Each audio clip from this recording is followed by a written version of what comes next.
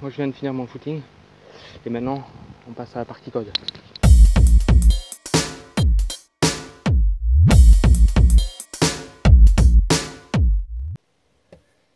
Et c'est reparti. Alors aujourd'hui je vais te parler de structuration de ton code HTML, de ta page, puis je vais te parler des divs et je vais te parler des commentaires. Alors je pense qu'on va commencer avec le commentaire, puis je vais te montrer les divs et après on va aller à la structuration. Alors pour commencer, c'est quoi un commentaire? Alors déjà il faut savoir, un commentaire c'est quelque chose que tu te laisses pour pouvoir après, dans le temps, peut-être dans 2-3 mois quand tu refasses sur ton code, pour que tu saches qu'est-ce qui se passe où, ou pendant le temps que tu écris ton code, pour que tu vois où est-ce que tu en es. Je vais te montrer tout ça. Alors, ici, ça c'est un commentaire. Et le commentaire, si tu vois ici la page, il ne s'affiche pas sur la page elle-même. Par contre, c'est pas quelque chose qui est pas vu. Alors, il faut pas écrire n'importe quoi là-dedans. Hein. C'est pas pour jouer. Hein. Parce que si on va inspecter la page et on va dans le code source, la body, et on va ici. En plus, hop, j'ai oublié la F. Alors, tout ce que tu écris là-dedans, ça se verra après. Hein. C'est quelque chose que tout le monde peut voir. C'est vraiment, c'est pas pour écrire n'importe quoi. C'est pour pouvoir te retrouver dans le temps quand tu écris ton code. Alors un lien, ça se met dans... C'est une sorte de balise aussi. Alors tu ouvres la balise, tu la fermes. Et puis tu commences avec un point d'interrogation, 2 tirés. Et puis hop, 2 tirés. Et là dedans, dans ces 2 flèches si tu veux, là-dedans tu écris tout ton commentaire. Alors comme ceci est un... Oups, est un commentaire.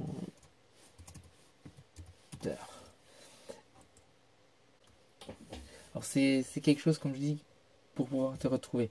On va aller un peu plus dans les détails prochainement. Alors pour l'instant, c'est tout ce qu'il faut savoir. Un commentaire, ça s'écrit là. On n'écrit pas n'importe quoi là-dedans parce que tout le monde peut le voir. Puis après, on va passer aux divs. Alors, je t'ai parlé de paragraphes, de titres, des liens, de tout ça. Alors, maintenant je vais te parler des divs. C'est quoi une div? Si tu veux, en fait, une div c'est un bloc, c'est un conteneur dans lequel tu peux mettre tout dedans. En général, on structure sa page avec des divs.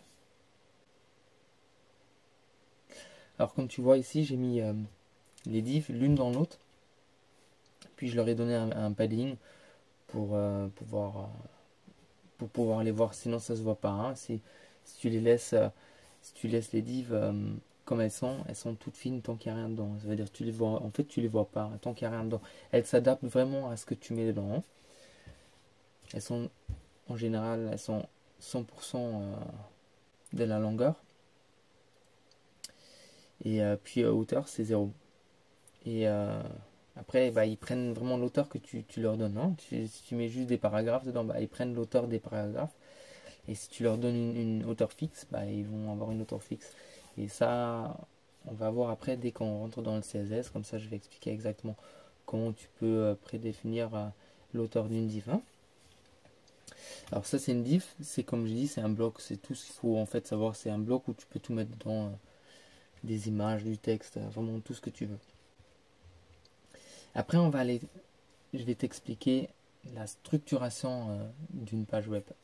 Alors, si tu veux, comme ici un peu, c'est dans ce code-là, il y a un header, il y a un footer, il y a une navigation, une section, un article et un site. Et je vais aller dans les détails maintenant là-dedans. Alors, comme tu vois, c'est pratiquement la même chose. La structuration comme ça, c'est pratiquement la même chose que les divs. Hein. Alors ici, tu as le header. Dans le header, j'ai mis un lien. Hop, alors par ici. Là, tu vois, j'ai mis les commentaires. Header, navigation. Hein, ok. Alors, dans l'header, j'ai mis un H2, puis en dessous du H2, j'ai mis navigation. La nav, c'est vraiment pour faire, en fait, la nav, c'est pour faire pour mettre une navigation dedans, comme le nom le dit. Hein. Header, c'est en général, c'est le haut de ta page, là où tu mets ton logo, peut-être le nom de la page, puis ouais, peut-être le menu de navigation. Après, tu as section. Alors, les sections, tu peux les utiliser, tu peux en utiliser plusieurs sur ta page. Ça veut dire, en général, ce que tu peux faire avec les sections, c'est comme, on va dire, ça c'est la partie home, puis ça c'est la partie contact, ça c'est la partie, je sais pas, portfolio, c'est la partie image. Et chaque partie, en fait, tu peux lui donner une section. Tu peux la nommer section. Après, tu sous-nommes encore la section, mais ça, je vais montrer après avec les classes et les ID. Puis après, tu as une section normale. Et en dessous, tu as une section où j'ai mis après des articles dedans. Alors, une fois un article normal et un article avec encore une fois une information complémentaire. Alors, si on regarde ici le code, alors ici on a la section numéro 1 qui est, du coup, elle est ici. Et hop, ici on a la section numéro 2 qui est ici. Et dans la section numéro 2, nous avons un article, un deuxième article avec un site dedans. Et puis là, c'est ça ce que j'ai dit avec les commentaires, c'est pour structurer ta page, pour que tu saches exactement où est-ce que tu en es.